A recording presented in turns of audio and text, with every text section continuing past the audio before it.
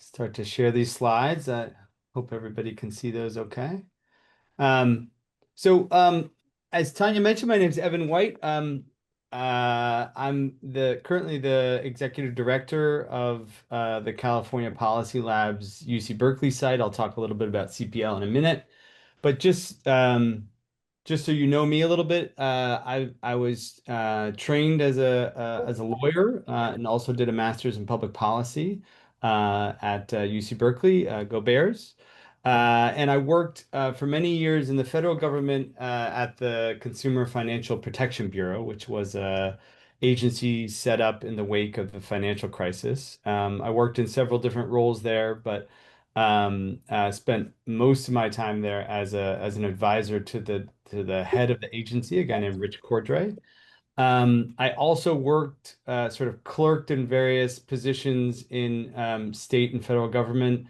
I was at the California Supreme Court. I was at the White House. I was at the Department of Justice, the Federal Department of Justice. Um, could everybody mute if you wouldn't mind? Um, and then before that, I also worked in anti-discrimination work at the local level here in the Bay Area. I've been an executive director of the and co-founder of the California Policy Lab for about 8 years. So I guess part of what I'm getting at is I've had a sort of feet in both the research world and the policy world as part of the Policy Lab as a research institute, and then but I have a lot of background in state and federal and local government. A few webinar logistics before we get going. So feel free to introduce yourselves in the chat. Would love to see all of who's here. In looking at the registration list, it looked like it was a nice mix of folks who work in state government, folks who work in the research world, folks who work in the legislature. But I think it would be nice for everybody to get to know each other. So feel free to put your name and your affiliation in the chat. Also, feel free to ask questions along the way. Stop me, interrupt me. You can use the raise hand function. You can put your question in the chat. You can put it in the Q&A. We'll be trying to monitor all of that as we go along. There'll be some interactive parts, and you can use the chat for that. And at the end, we'll email sort of a summary of the material we covered. So we won't be sharing the slides, but we'll be sharing a condensed version of the slides that has all the links that I refer to and some of the main takeaways. And then lastly, feel free to have your cameras on or off. I don't, either is fine. I'll just say I do love to see people's faces and reactions, so feel free to put your camera on if you want to, but I understand that the moray is mostly for people to have their cameras off for these things, and that's fine. A bit about the California Policy Lab before we get started. So we're a research institute based at UC. We have sites at UC Berkeley and UCLA, and we're about to open a new site in Sacramento. And we do all of our research in partnership with state and local agencies within the state of California, generating research insights that try and make an impact within government. We do a lot of work with person level data and do a lot of work across issue areas and issue silos. So a lot of what we've done is build some infrastructure for linking data and with the goal of improving the state's policies and programs. So we're nonpartisan. We often are using the data that government is already collecting and forming a long-term research partnership with those agencies to develop a learning agenda with them and over the long term try and gain some insights into how to improve their programs and policies. We work across several issue areas, education, criminal justice, the social safety net, health and homelessness, labor and employment, financial health, lots of different topic areas. And what we've come here today to talk about is policy brief writing. So a bit of an overview of what I'm going to cover today. Sort of what's a policy brief? What do I mean by that? And why would you choose to write one? We're going to talk about what the audience is for policy briefs and how that impacts how you write them. We're going to talk about language choices, the structure of the brief, how to curate it well, how to edit it well, and then a little bit about data visualization and dissemination at the end. So that's the brief overview. I'm going to dive right in, And again, feel free to ask any questions along the way. So let's start with the basics here. So what is a policy brief? What am I talking about when I talk about policy brief writing?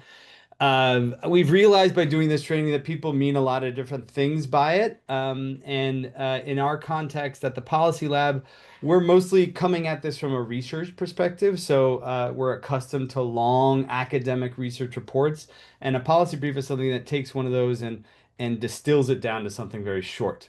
It's summarizing, an issue area or a report that we've written for a different kind of audience. So it could be a short recap of a longer report. It could be that there is no longer version and it's just a very short, research report.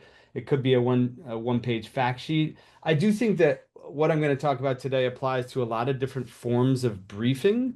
So in my, work in government, I did a lot of briefing for, executive officials in governments, and so those weren't always about research, but I think a lot of the same principles apply here as well. So you might have different contexts, whether you come from a research organization or whether you come from state government or the legislature, but I do think that some of these principles apply across all those contexts.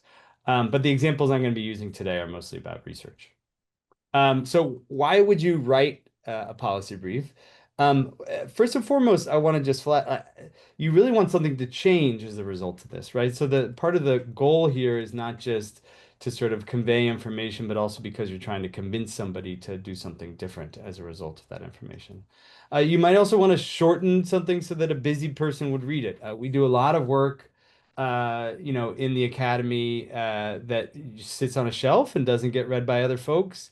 Frankly, if you want things to change in the policy world, you often need to perform to do something like a policy brief or something that would distill that down, or else it's just going to sit on a shelf somewhere. So it's a simplification exercise, it's a shortening exercise, and you're doing it because you want something to change. In other words, it's an active translation, and I think that's a theme that's gonna come up throughout this training. In order to translate effectively, you have to know both of the languages of the both of the audiences you're trying to translate from and translate to. Um, so who is your target audience? There's no universal answer to this. In reading through the registration list, it seems to me that there's probably a lot of different audiences that these folks on the call will want to target. But it's usually somebody who's quite smart. You don't necessarily have to. You can assume that the person is quite smart. They aren't necessarily going to know your issue area. They aren't necessarily going to have a lot of background in the thing that you're talking about, but you can assume that they can pick it up pretty quickly. You should also assume that they're busy, right? So, in my work with executive officials in the government, they're getting up at 6 a.m. Their days often go till 7 or 8 p.m. They're scheduled in 20-minute increments or 15-minute increments throughout the day. They're answering hundreds of emails. They're often being asked to make decisions in each of those meetings. And, days can be really hectic and unpredictable. So you really need to sort of keep that person in mind. The thing that they have a shortage of is mental energy and time. And that's what the policy brief is trying to target and solve for. Um, and then the last thing is that, they are as interested in what your study is as the implications of what your study finds, right? So that, and this is different from an academic audience entirely, which I'll talk about in a little bit. So, your audience could be any or all of the folks on this list, but you really want to think about what's motivating them and, what do they care about and who do they care about, right? Because that's going to influence, what you decide to talk about in the policy brief. The key concept here that I already mentioned is to reduce mental effort, right? Like you're just trying to make this easy. I will use the phrase spoon feed because I think that not to sort of patronize the reader, but because I think what you really want to do is make it easy for that person to understand what your research is about, why it matters, what you should think that they should do about it. And that's going to make it just more accessible to a lot of different people. Frequently, there's going to be something else that they can refer to, some longer piece that can get into a lot more of the detail. But for this purpose, you're trying to convince them to read that longer piece. So, I'm going to talk a little bit about sort of language and jargon. So you really want to choose your words so that normal people would understand them, right? Um, and I've popped this bullet up here in part just to like drive the point home, right? Like, there's a way to say something in a complicated way, and there's a way to be accurate, still, and simple. And a lot of times, particularly folks from comes from the research world, they think that you're sacrificing accuracy when you're sort of simplifying it down. And in some cases you are, and in some cases that's an acceptable trade-off. But really, I think there are ways to be accurate and still be simple. So really try and aim for that. Um, Secondly, in the research world, people are prone to caveats, lots of different caveats. Usually one will suffice, and often you can get away with saying with having no caveats. So do what you can to just like cut down on those caveats. I'm going to give an example of this later. Um, and then there's just some plain language advice. If you read up on the plain language literature, it basically suggests that your sentences should be like on average, it should be about 15 to 20 words. That's maybe 1 to 2 lines. And rarely should your sentences be more than 2 lines, more than 30 words. And it's okay to have every once in a while a sentence that's 4 words, that's 5 words, that's just, making one very simple point. Same thing when it comes to the actual words themselves. Take all those, GRE words and leave them at home. Try and pick words that are short and to the point. And this is not because the readers that you have, again, they're smart folks. It's because people get lost in all of that. And what you really want to do is have them understand your point. Okay. So we're going to do a little exercise here, try and keep it a little interactive. So I'm going to ask folks to respond in the chat I'm going to pop up the chat just so I can see whatever. So I'm going to give you a word and you can sort of give me what you think is a good replacement word for this one. So what's another way of saying mortality for folks who are in the Yes. Okay. Good. Great. Glad you guys are paying attention. Death, right? Like you don't have to pick this long, complicated work if you want to use mortality. How about if you're in the health world? What's another name for clinical staff?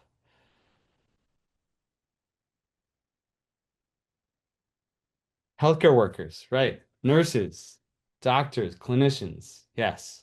These are all better versions than clinical staff. But doctors and nurses, right? These are even the word I saw someone, some of these words are actually still a little bit jargony, but people know doctors and nurses. That's what you mean by clinical staff. People know what that is. Um, in the pandemic, there was something called an economic impact payment. Does someone know the plain language version of what this word was? Stimulus. Good, right. Stimmies, right? These were the checks that we all got during the pandemic. Um, let's see. How about homicide? We work a lot in the criminal justice sphere, right? Murder, exactly. Um, there's a technical difference between the two if you're a lawyer, but for a policy brief purpose, you should just use the plain language version. I'm going to skip through a couple of these. We work in safety net a lot, so anyone know a different version of saying Cal Fresh or SNAP? Right, food stamps. Good job, Shauna. You get A plus. Um, so, and then, the same thing sort of goes when you're trying to do, I'm going to give an example about caveating here. Um, so this is an example from one of our policy briefs. So we're not perfect either. This was a sentence that was given to me that we simplified, right? So I've underlined that there's three different caveats that we were making here. We had an estimated 1.5 million Californians enrolled in SNAP in the past 2 years, likely did not receive economic impact payments automatically, right? And there's a way of just taking out most of those caveats and saying 1.5 million food stamp recipients in California likely missed out on stimulus checks, right? So you really want to try and condense and cut out a lot of the caveats, cut out a lot of the jargon in your policy brief. Let me talk a little bit about the structure of the brief. So, in typical academic writing, this is what it looks like. You start your paper by talking about what your motivation is, why you wanted to do this particular work.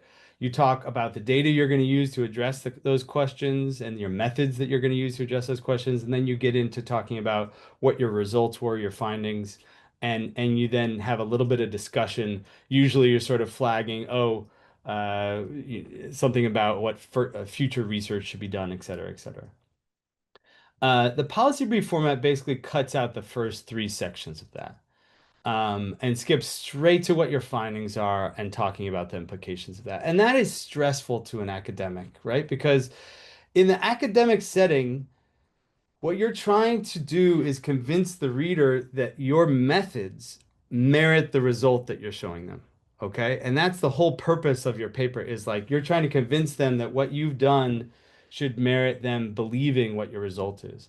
In the policy brief setting, that's not the same sort of that's not the same sort of value proposition. You're actually trying to convince them that your result merits their attention at all. And if it merits their attention, they might go and read the longer version that has the methods in it and that where they might sort of check the methods. But for a policymaker that's, got 15 to 20 meetings a day, that has a lot of decisions to get through, that's going to read just the first half of the first page of what you've given them, you're just asking them for their attention. And so you want to put the punchline up front, right? Everything goes is front loaded. Some people, have asked me in this context, well, what about like if they don't get to the rest of my paper? If I put the punchline up front, they might not read the rest of it. They're not going to read the rest of it anyways. They're only going to read the first page, right? I've been in settings where you can't put a memo in the briefing book if it's longer than one page. So you have to actually put everything at the beginning and convince them that if they want to learn more, they can go to page two, page three, or maybe to the longer version that's linked somewhere else. All right. So this is sort of I'm fleshing out an example outline. Policy briefs can look a lot of different ways, so I don't want to be too prescriptive here, particularly since people are coming from a lot of different contexts on this call. But typically the first half of the first page is going to have everything in it that you need. It's going to have what the questions you're trying to answer are, what your key findings are, in any context that's going to sort of give more information, including any sort of brief description of the implications. Then for the remainder of the policy brief, however many pages that might be, you'll sort of organize your findings and give only as much about the data and the methods as is necessary. We surveyed 1,000 people. Maybe that's enough. Maybe one sentence is enough. We don't need to get into the survey methodology. Maybe you did a randomized control trial and you're really proud of how you set it up and yada, yada, yada. But we probably only need 1 to 2 sentences for them to understand that we used a really rigorous method that like made sure we could get to, a causal result, right? A result that we know that the intervention caused the outcomes we're seeing. And then make sure that, it's organized so that everything can be tracked visually. I'll just pop up an example of I think you should be able to see this, of a policy brief that we did where it's really easy to scan this thing, right? If you want to know, this is a policy brief about, what happens when the student loan payment pause ends. And, here's that first half of the first page. We really summarize everything. And then, each section is like, okay, who's impacted by the pause? How has it impacted borrowers? What happens when the pause ends? And then sometimes the headlines are even the results themselves, right? So that you wouldn't even have to look inside this section to know this is how many people, this is like one of the main findings of the report, right? So, and then you can have some recommendations or implications at the end. Some policy briefs don't have recommendations, but you can sort of customize that for your setting. Um, so let's go to an example. We did a report that looked at restorative justice intervention. This was for juvenile offenders who in San Francisco, who instead of going through the regular court system, were diverted into these restorative justice conferences where they would be in a conversation with their victims and would sort of have to be held accountable for their actions in that setting. And this was randomly assigned, right? So some people went through the normal court process, some people went to these restorative justice conferences, and we had a longer report that where the this is the summary of the of this is the outline of that longer report. Okay, so in the policy brief context, this is what we took out, right? So one of the themes here is take out almost everything, right? And we left in a little bit that described, what restorative justice is for those who don't know it, a little bit about the Make It Right program itself. And then, only kept one section of the main results here. You don't need to know about all the, different sort of robustness checks and the extrapolation pieces. And then, the concluding remarks, which included the sort of implication section of the report. So one theme is we only kept a few of these things, and then we also reorganized it, right? So it wasn't necessarily in this order. Um, so what I've talked about this far is structure, which is sort of flipping the norm from the academic setting where you talk about all the methods and you do all the setup up front, and you do the findings at the bottom. You're sort of flipping that and just doing the findings up top. I also want to talk about curating the findings themselves, because sometimes reports are going to have a lot of different findings. And you might, in a typical report that we do at the California Policy Lab, we probably have sometimes anywhere from 10 to 20 different findings. Some of them are more important than others. One of the things you have to do when you're curating and creating a policy report is just remove most of the findings. You want to get this down to a very short list of findings. Only think about the ones that are going to really matter, and then take those findings and distill them down to their essential pieces. Okay. So you might have a paragraph for one particular finding, and you're going to distill that down to a bullet, right? And at the end of the day, you want to have no more than three main takeaways from a policy brief. And this is important because if you think about reporters, you can think about policymakers, but also the reporters who are going to get this in front of policymakers. What is the headline that they're any reporter that they can say one thing in the headline and they could say maybe one thing in the subhead and one thing in the lead, and those maybe can be three different things. But most people are not going to read the whole article. They're just going to read that first piece of the article. And so you have to sort of think in that way. And if you don't do that, if you don't curate for the reporter or for the policymaker, what's going to happen is they're going to do it for you. They're going to look through and think, what's the most important thing about this report? And you lose your opportunity to frame it for them. Okay. So that means like thinking about the question of like the so what question and really spelling out the implications. Don't just say, for example, that like we did a project where we were able to get you know a few 100,000 more folks onto the earned income tax credit program. Um, what is the implication of that, right? Is the implication simply like, woohoo, we got, a few $1 million more into people's pockets, or is the implication that it's actually pretty easy to do this outreach and the state should be taking on the role of doing this outreach so that more people get onto this program?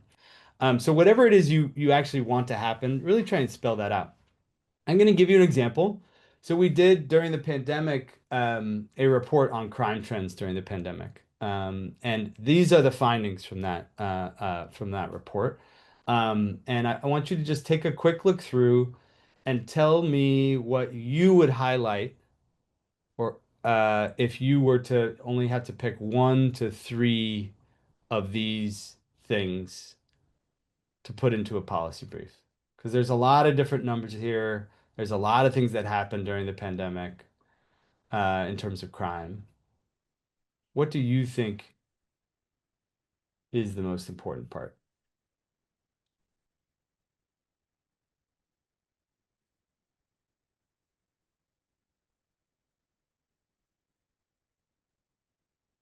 And once you've looked through, feel free and pop things in the chat.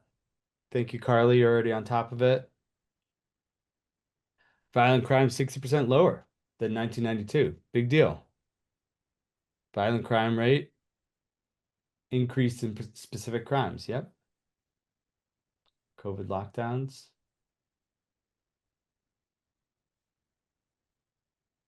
Yep.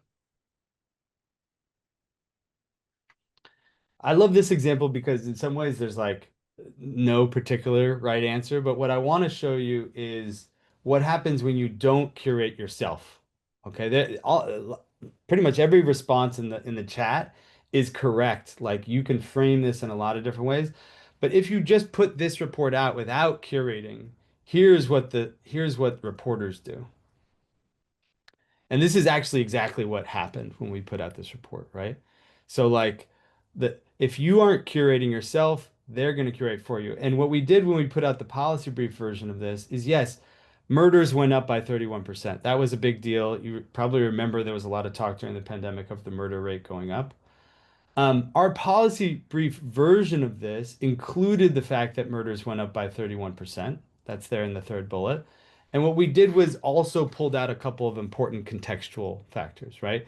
Crime right now, including right now, by the way, is still at historic lows compared to the 1990s. Overall violent crime, and this may not be true anymore, but it was true when we put this report out, is flat, and property crime is actually down. That's sort of overall, but specific crime types, murders and auto thefts, are up pretty substantially. And then the other contextual factor is California is actually doing better than the rest of the United States in terms of their changes to their to these particular crime types. So what we were making an effort here to do is yes, put in those sort of those big ticket findings and also trying to give them some context. Okay. Um, Let me pause there for just a second, see if anyone has any questions um, about curating, about structure, um, about audience, since we covered those things.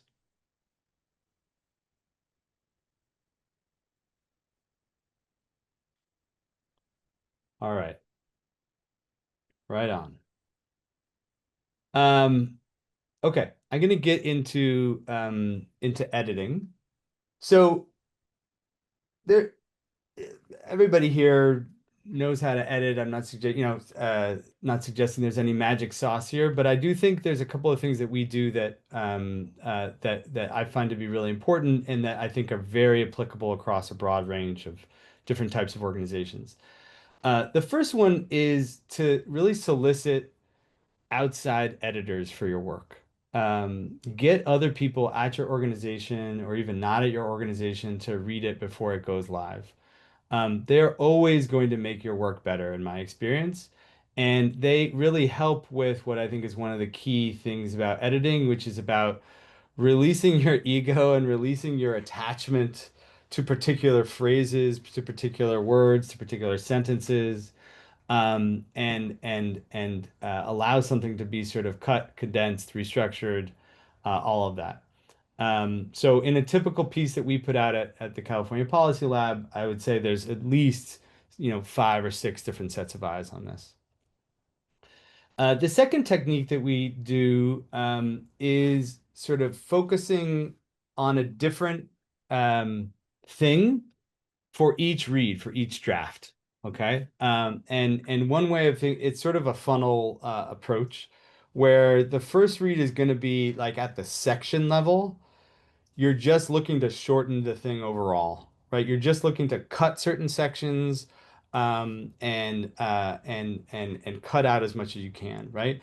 And then the second draft might be, restructuring it. Again, we're at the section level, like, oh, the findings are too deep down, we need to move them up. Or like, this is the main piece that we want to be talking about, let's move that up. We don't need to talk this much about methods, let's cross it out. And then once you're done with the section level, you sort of move to the paragraph level. And I find, I work with a lot of smart people. These people have gotten PhDs. These people have gone through years and years of schooling. You'd be shocked how much it's the case that people still don't go back to that main principle of have a topic sentence for every paragraph, and everything beneath that is supporting. So have one read that's just focused on that, where like the topic sentence for each particular paragraph, you can read through that and you've read the whole report. You know, you don't need to read anything besides the topic sentences. That should be the case for everything you put out. Then you might go to the sentence level and you're just shortening sentences, removing unnecessary words, making the syntax simpler, and just like tackling the sentence level of things. And then you get down to the word level. Maybe it's tackling the jargon and making the language understandable.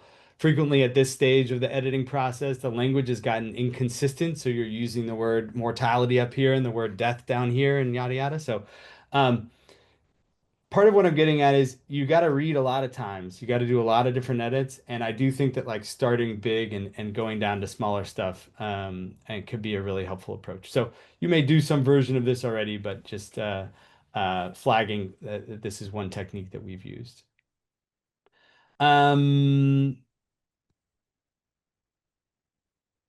Yes, I put in here my favorite things to get rid of in terms of unneeded words. Turns out that a lot of the word processing programs now do a pretty good job of flagging when you've used these. It's almost never the case that you need to say the longer versions of these in your work. You know, there's a much longer list, but really try and get rid of unnecessary words. I'm going to talk a little bit now about data visualization. We actually do a longer training on data visualization it's more like an hour, hour and a half training. We do that for all of our staff when they start. But I'm going to give you the sort of highlights version of that. And the document we'll send afterwards will link you to some really nice resources that you can use for data viz. Um, so the first is for any, figure that you're doing, try and have a high data to ink ratio, which is to say, for every sort of ink piece of ink you're putting on the page, make sure it's conveying some information, right? So this is a sort of dummy visual here where you see there's a lot of like grid lines and shading in the background that aren't conveying any information whatsoever. You could actually probably do a lot better here. Are the bars really necessary, or could we have a line or dots? You might not need to list all of the different months along the x-axis. So you could actually probably get rid of more ink here, and the less ink you have and conveying the same amount of information, the better. Secondly, use visual cues of various kinds with purpose, by which I mean use them well, and also don't overuse them. So what I tell my staff is every time there's a space somewhere, make sure that there's a reason behind the space. There should never be, space is often conveying hierarchy. It's organizing your information. So use space wisely. The eye is drawn to space more than it's drawn to other things. The eye is also drawn to color more than other things. So highlight things with color and use that wisely. Formatting is the same way, especially in a policy brief format. You should really have things organized very carefully, using underline where you really want to draw the eye, that sort of thing. The third sort of tip is getting rid of what a lot of folks in this space call chart junk. So that's one way of lowering your data to ink ratio, but in particular, try and get rid of all legends and get rid of as many axes as you can, which may seem crazy, right? Like how do you have a chart, how do you have a graph without an axis? In many cases, you can just put the number at the top of the bar, right? Like think about this chart for a second. You don't need this y-axis. You can just put a little number at the top of each of these bars and you can get rid of the y-axis. Axes come easily to researchers, but to a lot of people, they don't come very easily. Um, in addition, maybe, imagine if half of these were blue and half of them are red, and it was telling you something about like two different genders, right? Male and female. Well, the instinct is to then put a legend over on the side that would label them red and blue. But in fact, the easier thing to do is just put male and female right there on the chart. Just put anything from the axis right there in the chart and label as much as you can directly.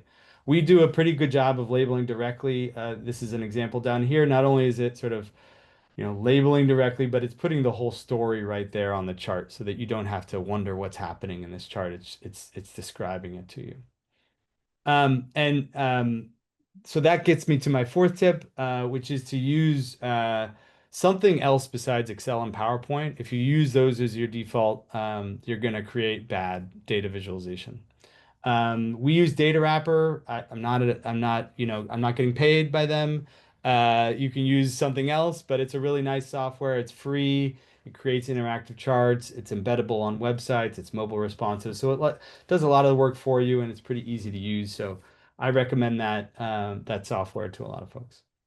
So that's in terms of charts. One other resource I'll point you to, which you can Google chart of charts to get here, but we'll also provide the link in the PDF we send afterwards, is like think about, what you're trying to do with a particular chart and then choose the chart that you're using to match that. So if you're trying to, look at the composition of something, use one of these types. If you're trying to look at a distribution, use one of these types. You see a lot of people using charts that don't really belong with what they're trying to do. So, and I also say never use pie charts and never use three dimensions. So there's people like to argue with me about the pie chart thing, but we'll save that for another time. And then when you're doing tables, a couple of major tips for doing tables. So if you've got numbers in the tables, it's a lot easier to see the numbers when they're right aligned. You can see sort of how long they are. Whereas if they're left aligned or if they're center aligned, it's a lot harder to sort of compare the numbers across. So right aligned numbers, but left aligned text, because we're all used to sort of reading left aligned text. Um, third, ooh, sorry. Ooh, ooh. Third, highlight, if you have a table of findings, instead of like mentioning them in the text, go ahead and highlight them right there in the table. Any sort of outliers are the things that you really want to draw people's attention to. There's a great use of color. So I recommend doing that. And then sort of same advice for tables as for figures. Get rid of as much of the chart junk as you can. So get rid of the lines. It's very rare that a vertical line is necessary in a table because we are able to line things up vertically very well. And then usually horizontal lines are not necessary unless you have a really long table, in which case you might put a horizontal line every like five or six observations, every 5 or 6 rows. And in addition, get rid of, if these are all percentages, just put the percentage over here in the row or sometimes in the column. You don't need to put the percentage here and clutter up the table. Same thing with dollar signs or something like that. So just do as much as you can to lower the data to ink ratio of the table, and get rid of as much chart junk as you can. Um, so those are some tips for tables. Any questions about, I think that was the data viz portion. Any questions, comments about the data viz piece?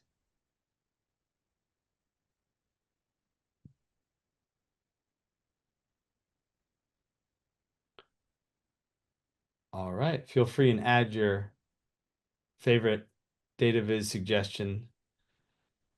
Oh, I see someone's asked, how do you pick which figures to include? So I typically have a policy. If I'm doing a policy brief, I usually try and if you can have just one or two figures, maybe three, that's great. Everything that you want to have, like try and do no more than that, I guess is what I'm getting at. And if you can, for every large point you want to make, have a figure attached to it. And if there isn't a figure, do make like a tech. And I'm going to give you an example actually. So this is a policy brief we did on that Make It Right program that we talked about. And sometimes we'll do something that's like this, where it's essentially visualizing a sentence, right? It's not even, this isn't really a figure at all. It's just making a visual out of one of the main points that we wanted to get across. This is the sort of main finding from this study. And we didn't think it made sense to do as a figure, but we just kind of wanted to visualize it in a way that got the point across. Because frequently, when someone's scanning something, they might scan only to the visuals. And so if your visual isn't, if you don't have a visual attached to one of the main points you're trying to make, then I think that can be a problem. So I would always try and create some visual attached to the main point. it doesn't even have to have numbers in it. This could just be like, a sentence that was in larger text and in a different color, right? But I would always visualize your main points.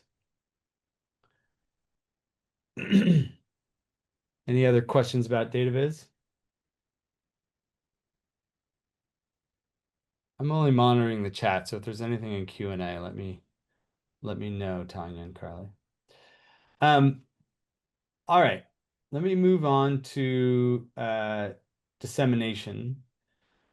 So at the end of the day, you can write the best policy brief in the world, and if you don't get it into the hands of the people that matter, it's not going to make a difference. Okay, so I don't expect to, I'm not going to read all of this out loud, but we'll have a version of this in the PDF we're going to send around. It gives you a sense of the type of people who you should be thinking about in terms of trying to target. And in addition to sort of sharing it with them and getting it into their emails, you want to think about sort of promotion and amplification.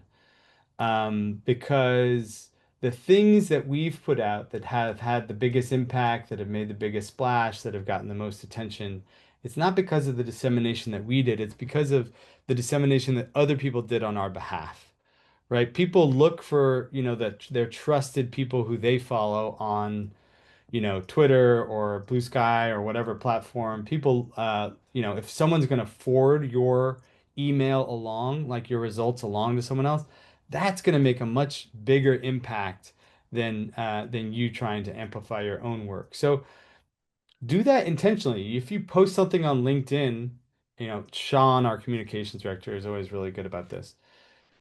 You should, in addition to like reposting that, you should, in the comment section of that post, tag 20 people that you think would actually be interested in the results. And that's going to make them notice it. It's going to sort of bring it up higher in their feed, and it's going to make them more inclined to repost it on your behalf, right? Reach out and ask a specific person. Maybe it's just like five people who you think care about this issue and have a big follower base, and ask them to repost. And what we found is that I'll just give you an example from a report that we did. We had seven folks share out the findings. One of them was a state senator, one of them was a doctor, one of them was a food bank, one of them was a researcher, one of them was in the foundation world. And that led to, 100,000 impressions of the thread and 500 engagements with the thread. I mean, it just does so much more than our own thing itself, right? And so as much as the effort you can put into that could be worth its weight in gold. So again, we'll sort of share this in a more digestible format, but it gives you some ideas of like who to reach out to. And again, just make sure that in addition to like sharing it with them, getting them on your email list for that particular report, you're making some targeted requests that people actually, amplify it. Okay. I think that was all the content I had. I wanted to leave enough time for questions.